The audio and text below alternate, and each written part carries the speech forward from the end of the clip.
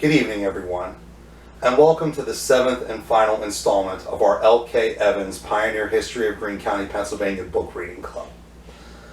This week, our topics included Waynesburg College, Greene County's military record, and early merchants of Waynesburg. And merchants and early stores in Waynesburg is going to be the discussion of today's video. One of the merchants I wanted to speak about first is William Rhodes. William Rhodes lived in Waynesburg. His plantation, that's the word that's used in early documents, was in the area of where Big Lots and the Green Plaza is now, and his family cemetery where he is buried is behind the Econo Lodge on the hill directly across 21. William Rhodes was a very, very interesting character. In fact, some of the early records reference him as being a pirate. He was not, however, discussed much in L.K. Evans' book, so I figured we would include a little bit about him today. I'm actually going to read some information about him from The 10 Mile Country and Its Pioneer Families by Howard Lecky that was published in 1950. It starts with a letter written by William Rhodes to his father, and then we'll go through a little bit about Rhodes and his life. The letter reads, Boston, March 19, 1782. Honorable Father, I have the pleasure to acquaint you that we are well at present and in hopes you are also. I have been to London since and found everything agreeable, but on return was cast away on Cape Cod, lost our vessel but no lives. I expect to go again, but to no great advantage. We are all thankful for our health and hope you'll write every opportunity. I remain your dutiful son, William Rhodes. And again, that was written in 1782 in the latter years of the American Revolution. Lecky goes on to say that sometime after 1785, William Rhodes, a sea captain from New England, appeared at Fort Jackson where he opened a trader's post, Fort Jackson being the site where Waynesburg is now. There is some mystery about this man who is variously described as a privateer or a pirate. His part in the War of Revolution does not fit into that of a patriot, for we have a letter of his showing that he was in London on one of his sea voyages while the war was still on with the mother country. In fact, that was the letter we just read. He was a well-educated man, his father, Joseph Rhodes, being a schoolmaster, first in New England and later at Northampton, Virginia.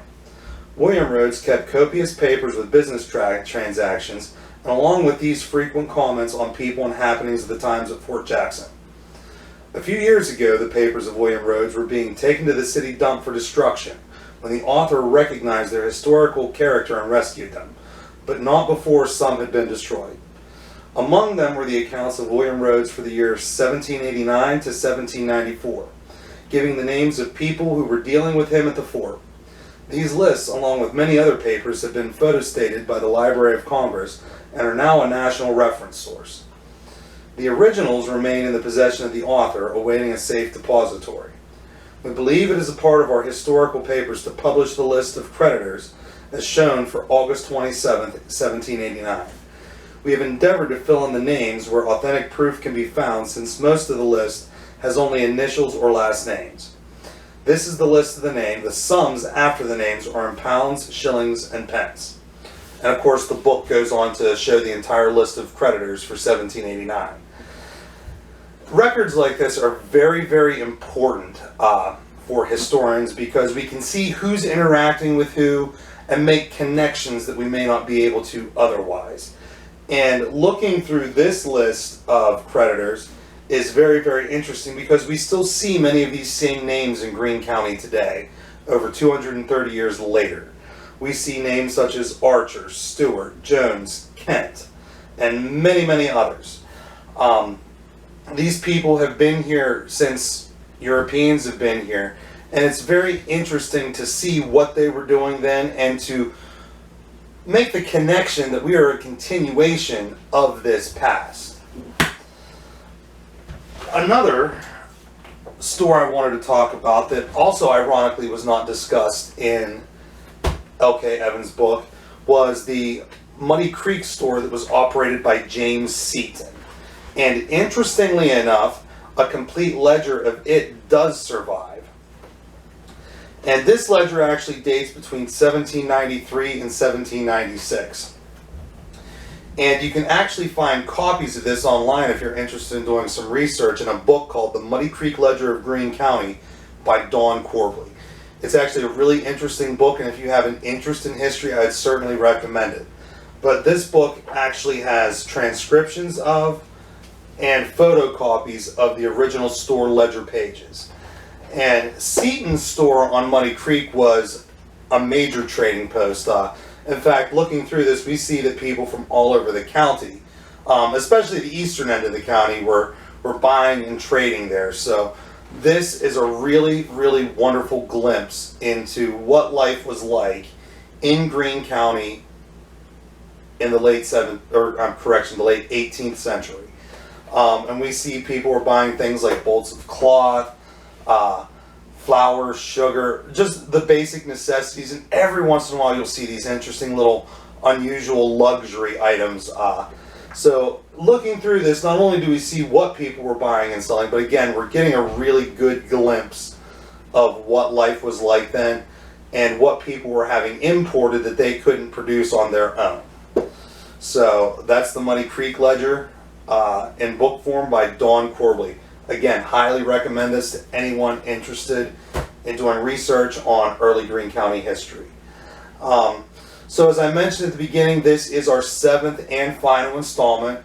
I want to thank everyone for joining us throughout this series. We had a lot of fun making it, and we're going to finish this segment right now, and then we're going to go into a short clip that'll have some additional reading if you want to continue learning about Greene County's history and taking it up through the present time.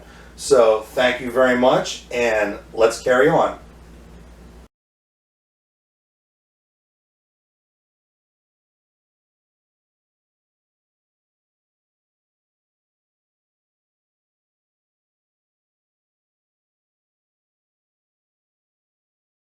All right, welcome back. So as I said, we'll be looking at some other books that if you want to continue your research into the history of Greene County, Pennsylvania. And these are what I would consider the first steps into researching Greene County history, and we'll progress through this as they were written. Our first book is A History of Greene County, Pennsylvania by the Reverend William Hanna. This book was published in 1883, and it is just a general overview of Greene County history.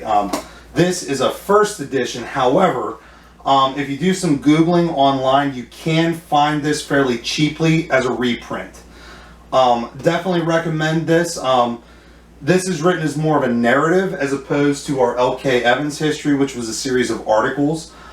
This also talks quite a bit about Greene County and the Civil War. So highly, highly recommend this. Definitely a good book to read. Or if you just want some light reading, this actually is a good book to read before you go to bed and learn a little bit of Greene County history. Our next book is actually one of the most important histories of Greene County. This is Samuel P. Bates' History of Greene County, Pennsylvania. And again, this is a first edition. Reprints are actually available at a very, very low price, and they're indexed at not only the Greene County Historical Society, but also Cornerstone Genealogical Society. This can be found. This book is interesting. It contains portraits of many of the leading citizens of Greene County, Pennsylvania, and it's done in two parts. The first part is, again, a history of Greene County. And then the second part actually has biographical sketches of citizens who were living in Greene County in 1888 when this book was published. Again, this is a first edition, but reprints are available at Cornerstone and the Greene County Historical Society. This book is particularly good if you are doing genealogical research and trying to research your family history. Most of the biographical sketches give some ancestry of the people they're talking about. So, excellent, excellent reference book. Our next book is Local History of Greene County and Southwestern Pennsylvania by Andrew J. Wyckoff. This is actually very similar to L.K. Evans' history. This was written by Andrew Wyckoff as a series of newspaper articles in 1925. And actually, L.K. Evans was his primary source when he was writing this book. However, Wyckoff does include some other tidbits.